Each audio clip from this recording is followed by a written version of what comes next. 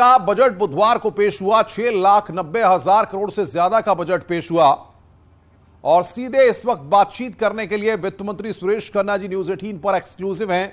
सुरेश खन्ना जी, बहुत बहुत स्वागत है न्यूज 18 के साथ आपका जुड़ने के लिए। सबसे पहले आपको बहुत बहुत बधाई। एक भारी भरकम विकास का बजट आपने प्रस्तुत किया जिसकी हर जगह तारीफ भी हो रही है। बहुत बहुत धन्यवाद। सुरेश जी, मेरा पहला सवाल यह है कि किसानों की बात करें, युवाओं की बात करें, फोकस ऑफ इंटरेस्ट की बात होती है और इस बार का बजट आपने इतना संतुलित बनाया कि हर वर्ग का ख्याल रखा है, चाहे अधिवक्ता हो चाहे महिलाएं हो। अलग अलग स्पेसिफिकेशन भी इस बार के बजट में दिखाई दिया है। तो ये किसी प्लानिंग का हिस्सा है?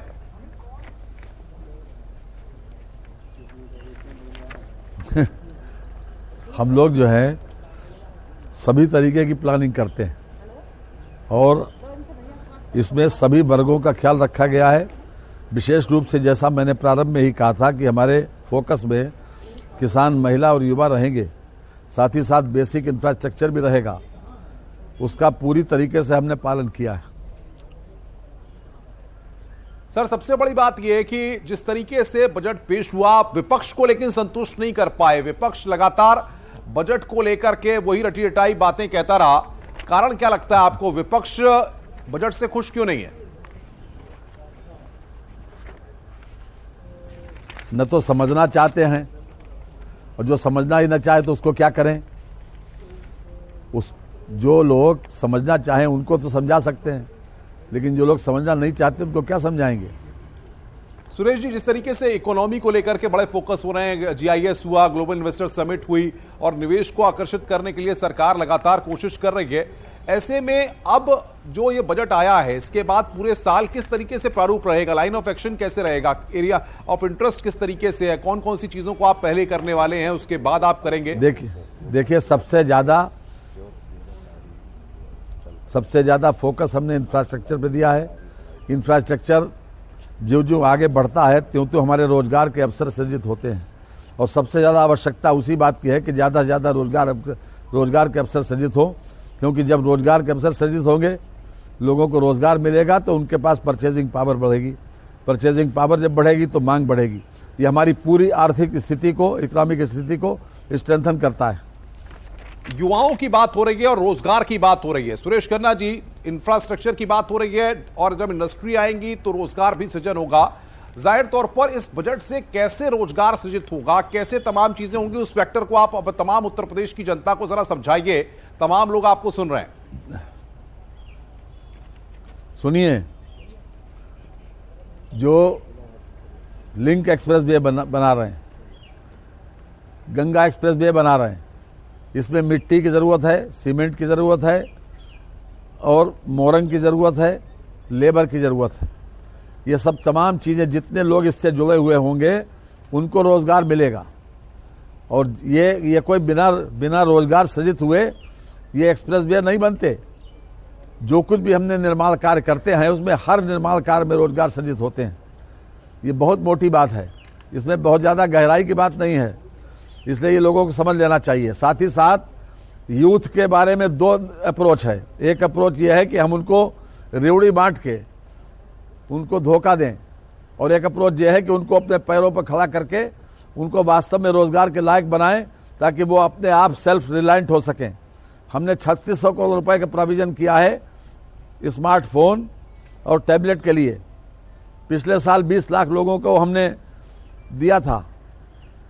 पिछले साल के बजट में हमारे 1700 करोड़ रुपए का प्रोविजन किया था, इस बार हमने 3600 का किया है।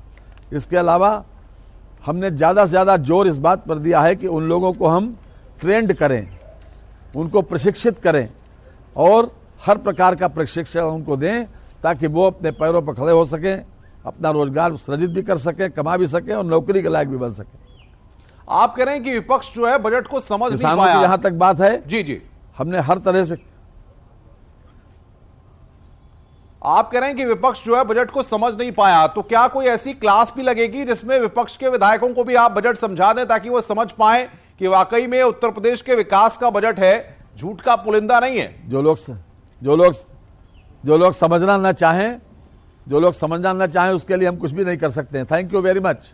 सर एक सवाल आखिरी, बस आखिरी सवाल, कविताओं की आप बात करते हैं, चुनाव में मैंने भी आपकी एक कविता कार में सुनी थी और जाहिर तौर पर वो बड़ी वायरल भी हुई थी कविता, और आपने बजट के दौरान भी बड़ी कविताएं सुनाई हैं। वित्त मंत्री सुरेश खन्ना जी को आप सुन रहे थे, किस तरीके से बेबाकी के साथ तमाम सवालों के जवाब सुरेश खन्ना यहां पर दे रहे थे। न्यूज 18 पर सुरेश खन्ना एक्सक्लूसिव थे।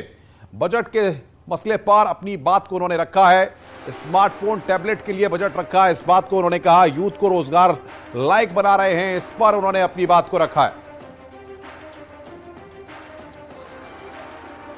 उत्तर प्रदेश में गुरुवार हादसों का दिन साबित हुआ है। शामली में भीषण सड़क हादसा हुआ, कार और ट्रक की जोरदार टक्कर हुई है, कार सवार 3 की मौत हो गई, 2 लोग घायल हुए हैं। कुशीनगर में भी बाइक की टक्कर होने से हड़कंप मच गया।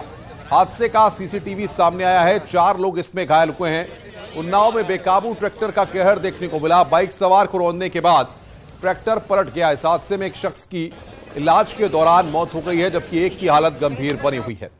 घटना बांगरमऊ कोतवाली क्षेत्र की है। पीलीभीत में भी बाइक सवार 3 युवकों की मौत हो गई है, अज्ञात वाहन ने बाइक को टक्कर मार दी। मैनपुरी में तो बारातियों से भरी बस पलट गई, डिवाइडर पर चढ़कर बस पलटी है। हादसे में 6 लोग घायल हुए हैं। ओवरटेक करते वक्त यह हादसा हुआ है।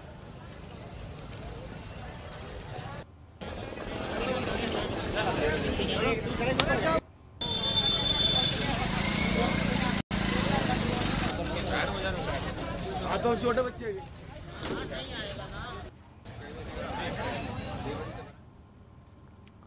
एसपी ऑफिस के सामने जातीय जनगणना के होर्डिंग लगे हैं। जातीय जनगणना के एसपी ऑफिस के बाहर कई होर्डिंग लगे हैं।